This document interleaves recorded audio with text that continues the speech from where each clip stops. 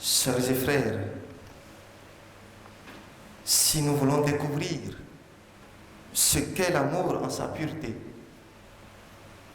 si nous voulons découvrir la manière dont nous sommes aimés par Dieu et la manière dont il faut aimer à notre tour, tournons constamment nos regards, notre être, vers cet admirable sacrement, le sacrement du corps et du sang du Christ que nous célébrons aujourd'hui.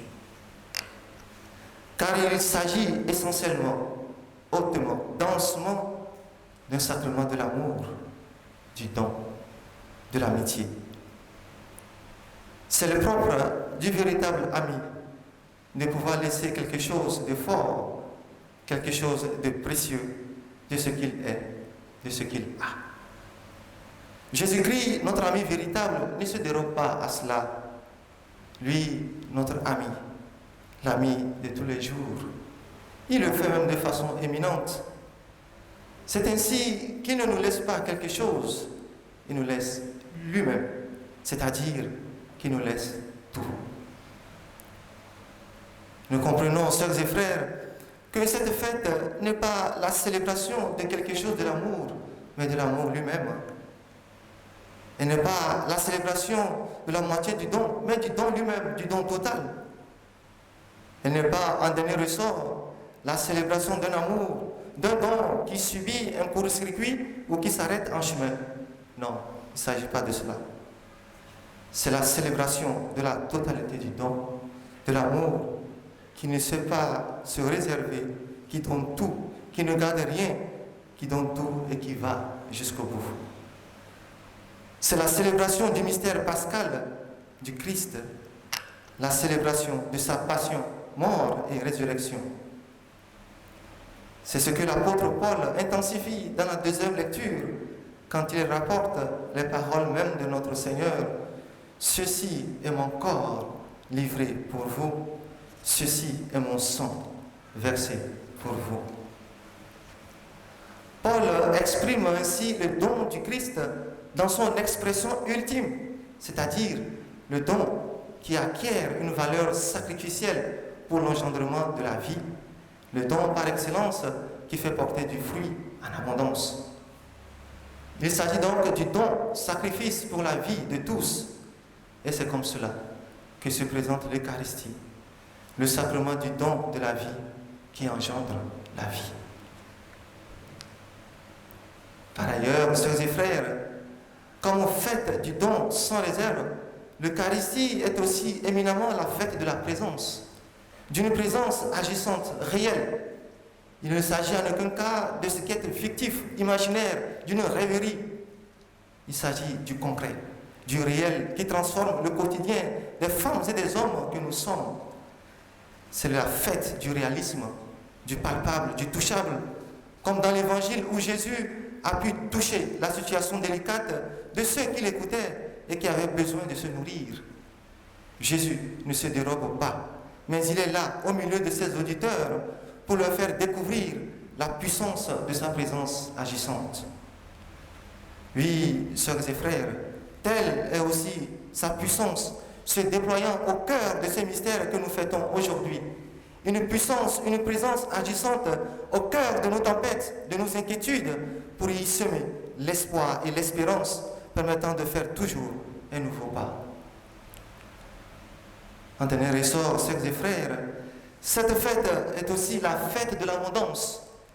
Il me semble que c'est ce qui est souligné par le fait que les gens aient mangé suffisamment, qu'ils aient eu encore des restes à manger. Dieu ne fait pas les choses à moitié. Non, il ne fait pas les choses à l'à peu près. Rappelons-nous les noces à Cana, où il transforma l'eau en une énorme quantité de vin.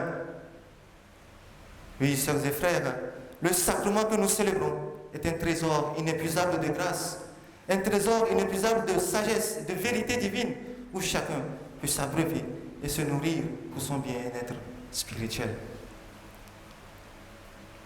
Si en est ainsi, sœurs et frères, ici et maintenant, quelle réponse, quelle attitude, quelle posture tenir face à ce don inouï de Dieu dans le sacrement de l'Eucharistie? Il me semble qu'il s'agit de trouver un lieu, un carrefour de rencontre avec ce don inouï de Dieu. Cela ne peut se faire que dans une communion, quelle qu'elle soit, et qui s'enracine dans une grande attitude de foi, dans une posture de croyant. C'est ainsi que nous pouvons devenir des réceptacles authentiques au don inouï de Dieu dans l'Eucharistie. C'est ainsi que la rencontre avec le grand don, le don de Dieu, peut se faire actuel et actualité dans notre vie, à tel point que nous puissions devenir don à notre tour pour les autres.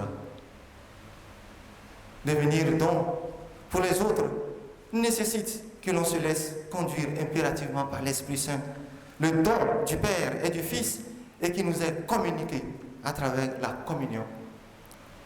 L'Esprit Saint est la personne don, c'est son nom qui est donné pour qu'à notre tour, notre don soit réel et authentique, c'est-à-dire qu'il soit empreint de réalisme actionnel, capable de transformer le quotidien de nos sœurs et frères en humanité.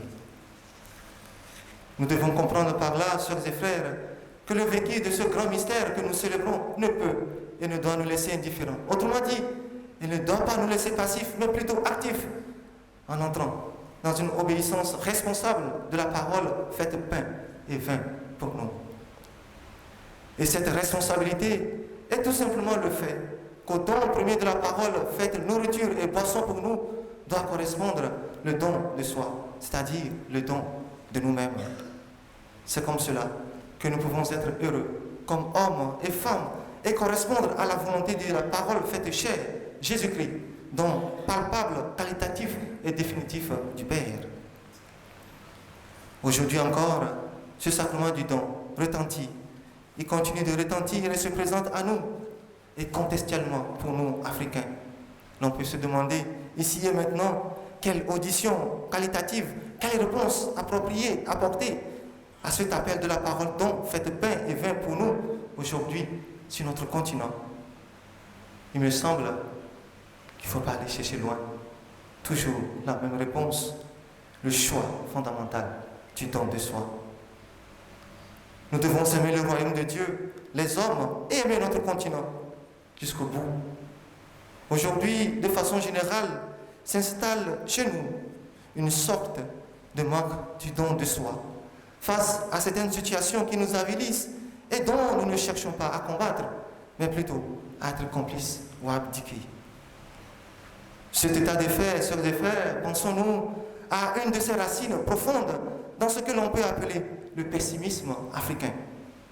Il exprime tout simplement le fait que rien ne fonctionnera, quels que soient tous les efforts que l'on peut fournir, et par conséquent, il vaut mieux continuer avec la médiocrité. Mais le sacrement du don par excellence, dit non à ces choix pessimistes et nous rappelle et nous appelle à l'optimisme, à l'espérance, en nous laissant conduire impérativement par la personne don du Père et du Fils, qui est l'Esprit Saint, et qui constitue le milieu fondamental dans lequel tous les hommes sont créés.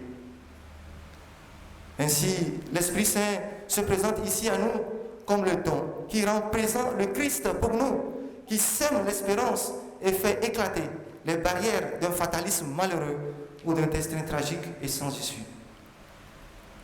Pour cela, nous devons à la fois recevoir le sacrement du don